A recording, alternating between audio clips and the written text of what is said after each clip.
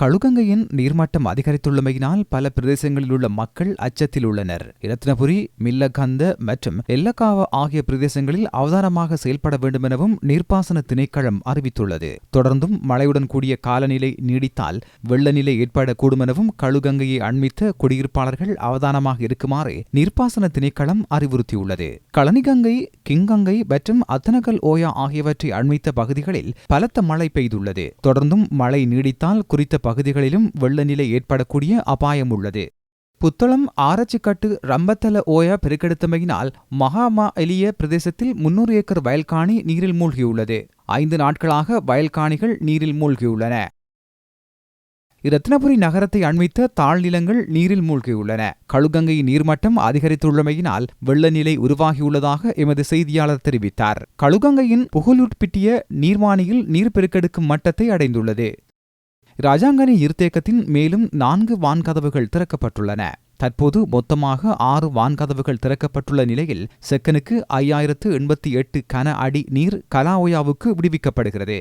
அங்கமுவ நீர்த்தேக்கத்தில் திறக்கப்பட்டுள்ள வான்கதவுகளின் ஊடாக செக்கனுக்கு 2168 கன அடி கலாஓயாவுக்கு விடுவிக்கப்படுவதாகவும் நீர்ப்பாசன பொறியியலாளர் தெரிவித்துள்ளார். நேற்றிரவு ஹொரண பிரதேசத்தில் பெய்த அடைமழையை அடுத்து தாழ்நிலங்கள் பல நீரில் மூழ்கியுள்ளன.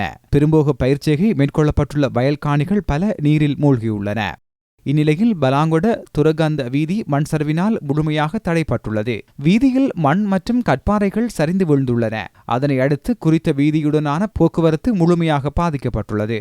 கடல் பிரதேசங்களில் அலை தாக்கம் அதிகரித்து காணப்படுவதுடன் கடும் காற்று வீசக்கூடும் என்பதால் வடமேல் கடல் பிரதேசங்களில் பல இடங்களில் பாதிப்புகள் ஏற்பட வாய்ப்பு உள்ளது. இரநவிலையிலிருந்து சிலாபம் வரையிலான கடற்பகுதிகளில் கூடுதலான பாதிப்புகள் காணப்படுவதாக எமது செய்தியாளர் தெரிவித்தார். தென்கிழக்கு பருவப்பெயர்ச்சி காலநிலை நிறைவடைந்ததன் பின்னர் இதற்கு முன்னர் இவ்வாறான நிலை ஏற்பட்டதில்லை எனவும், எனினும் தற்போது மீன்பிடி நடவடிக்கைகளை முன்னெடுக்க முடியாத நிலை காணப்படுவதாக மீனவர்கள் தெரிவிக்கின்றனர். கடலுக்கு செல்வதை மீனவர்கள் தவிர்த்து வருகின்றனர்.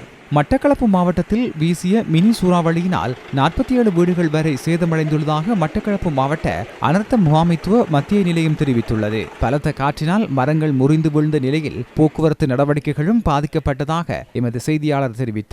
மின்சார கட்டமைப்புகளுக்கும் பாதிப்பு ஏற்பட்ட நிலையில் அதனை சீர் செய்யும் நடவடிக்கையும் மின்சார சபையினால் முன்னெடுக்கப்பட்டது. இந்நிலையில் அனர்த்தத்திற்கு முகம் கொடுத்த பணியாளர்களை மீட்பதற்கு இலங்கை கடற்படையின் சமுத்திர கப்பல் அனுப்பப்பட்டுள்ளது. இலங்கைக்கு தெற்காக 100 கடல் மைல் தொலைவில் பிரதான எந்திரங்களில் ஏற்பட்ட தொழில்நுட்ப கோளாறு காரணமாக MV இன்டகிரிடிஸ்ட் கப்பல் அனர்த்தத்திற்கு முகம் கொடுத்துள்ளது. குறித்த வர்த்தக கப்பலின் பணியாளர்களை மீட்பதற்காக சமுத்திர கப்பல் அனுப்பப்பட்டுள்ளது. பாதிக்கப்பட்ட கப்பலில் இந்திய, துருக்கி, அசர்பைஜான் பிரஜைகள் 14 பேர் உள்ளனர். சீரற்ற காலநிலையில் கொழும்பு மாவட்டத்தில் 370 குடும்பங்களைச் சேர்ந்த 1405 பேர் பாதிக்கப்பட்டுள்ளனர். அவர்களுக்காக திம்பிரி கசியாய மற்றும் மொரட்டுவ ஆகிய பிரதேசங்களில் தற்காலிக 3 முகாம்கள் அமைக்கப்பட்டுள்ளன. கொழும்பு மாவட்டத்தில் ஒரு வீடு முழுமையாக சேதமடைந்துள்ளதுடன் 58 வீடுகள் பகுதியளவில் சேதமடைந்துள்ளன. கடந்த சில நாட்களாக சீரற்ற காலநிலையினால் கொழும்பு மாவட்டத்தில் 370 குடும்பங்களைச் சேர்ந்த 1405 பேர் பாதிக்கப்பட்டுள்ளனர். ஒரு வீடு முழுமையாக சேதமடைந்துள்ளதுடன் 58 வீடுகள் பகுதியளவில் சேதமடைந்துள்ளன. 33 பேர் முகாம்களில் தங்க வைக்கப்பட்டுள்ளனர். மழை அதிகரித்தால் குறித்த நிலை மேலும் உக்கிரமடையும்.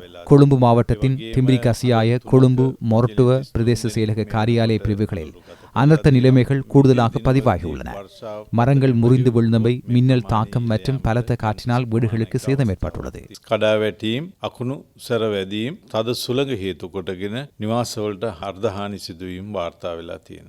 இன்றைய தினமும் நாட்டின் பல பகுதிகளில் மழை பெய்யக்கூடும் எனவும் வளிமண்டலவியல் திணைக்களம் தெரிவித்துள்ளது.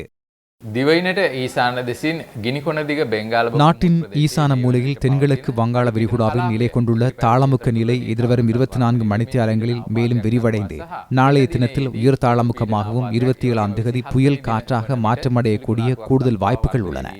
வடமேல் திசை நோக்கி குறித்த நிலை நகர்ந்து இந்தியாவை சென்றடையும்.